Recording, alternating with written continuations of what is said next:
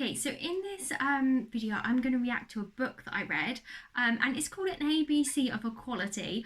It is an horrendous book. There are kind of three main issues that I have with it.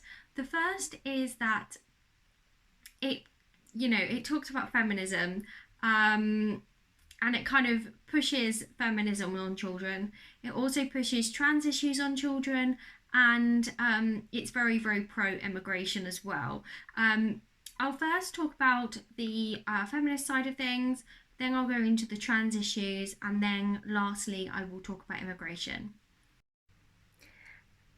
So I have a number of issues with this page. I think the first issue that I need to address is the fact that it basically says that feminism is for people who identify as women.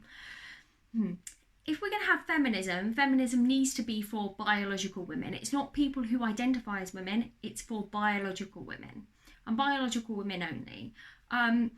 Because when you start saying if you identify as a woman, feminism is for you, you get into very iffy areas. So, for example, I don't think that biological men deserve to be in women's spaces. I don't think that that is a good idea at all. If we focus on sports for a minute, there has been a recent case of a biological man who has transitioned into being a female athlete, and this athlete is able to actually perform at the Olympic Games in a weightlifting competition. Now, men are physically stronger than women, they're physically faster than women, and they shouldn't be allowed to be in women's sports. That is a crazy idea. You're taking away gold medals from women who worked hard to actually get where they want to be in their lives, to actually, really try and push hard and become an Olympic athlete. And that is a mammoth task, and you shouldn't be taking away gold medals from women just because you identify as a woman. If you really want to be an Olympic athlete and you're trans, maybe you should set up your own sporting competition. You're a trans Olympic Games or something. You don't deserve to be in women's spaces because you're not a biological woman, and you have a competitive advantage over actual biological women. So another issue that I have with this book is it, for me, seems like a very, very, very slippery slope. Okay, F is for feminism, but what does feminism actually mean? And a lot of the things that feminists are trying to push through are things like abortion reform, keeping our current abortion laws, or pushing for, abortion reform up to the age of birth. And it's kind of very sad because I feel like this is the first step in a much larger conversation. You have a book for kids on F is for feminism, but when these kids reach high school age, there are actually leaflets which are being given out by the government for sex education classes, and these leaflets are very, very pro-abortion. There was one leaflet that said, 1 in 3 women get abortions in their lifetime, and that abortions don't cause future infertility. There's actually statistical evidence to prove that abortions can lead to future infertility. These leaflets were saying things like, abortion doesn't cause mental illness for women. It does cause an increased risk of mental illness for women. These leaflets were saying things like fetuses aren't sentient at 24 weeks.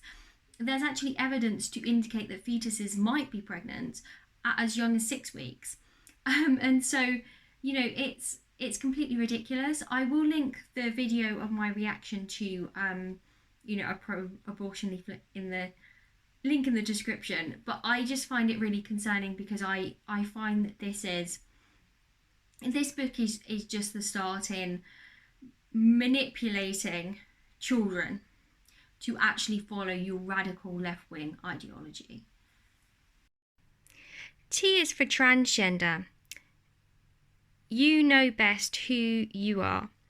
Sometimes sex is given by a doctor at birth might not fit with the person. Okay, so my issue with this is it says you know best who you are. Now, I think kids, who this book is designed for, don't know best who they are. They have no idea who they are. At the age of, this looks like a book designed for maybe, 5 to 9 year olds maybe, and I think that's being generous. It might be designed for 3 to 4 year olds or something like that. But at the age of 5 or 9, you're not going to know if you're transgender or not. And I don't think that we should be pushing this idea on children that they know best who they are.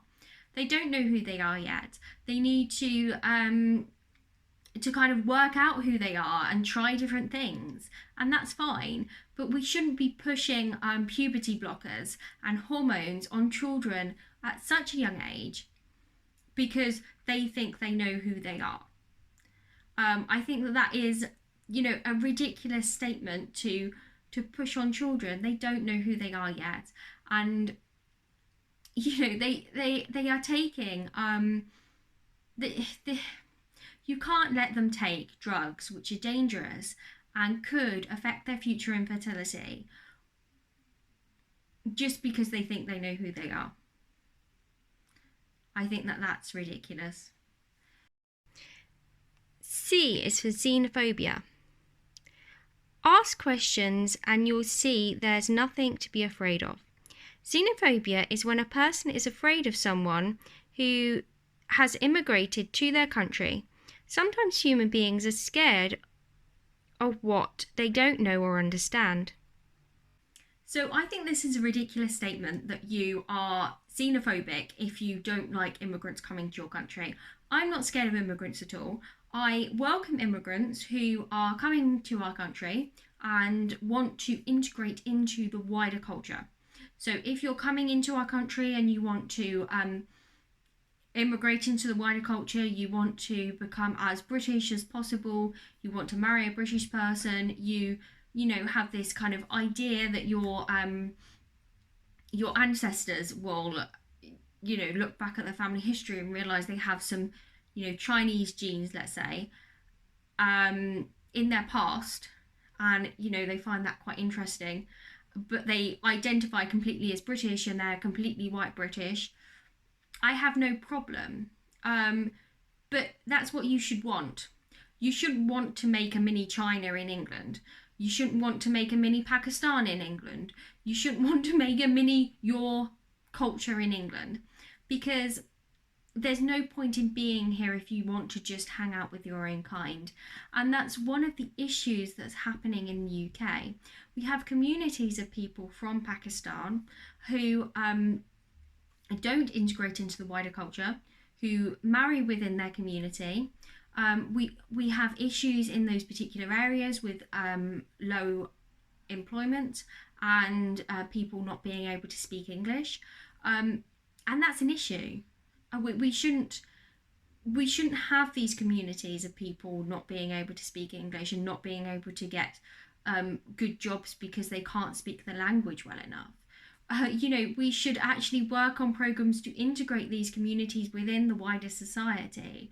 And I think that this will lead to more social cohesion as well. There'll be less issues between the immigrants and the white British population. And I think that we also need to curb immigration so that we don't have floods of people just going into these communities and living with their own kind. I think we need to have a limited amount of immigration, and we need to work on policies to actually integrate the people who are already here into the wider society. And so that's my idea, and I don't think that I'm xenophobic from saying that. I feel just as strongly about this as white people going to China and making a mini England in China and living with other white people and not integrating into the wider Chinese culture. you know, I get very upset when I hear about people who are white British who go to China and live there for 10 years and don't know any Mandarin. And so I just want to say that I have the same standard for myself if I was going to immigrate to China as I would have for a Chinese immigrant or any other immigrant coming into my country. Anyway, thank you for watching, guys. Please subscribe and like this video and comment down below if you like it. Bye, guys.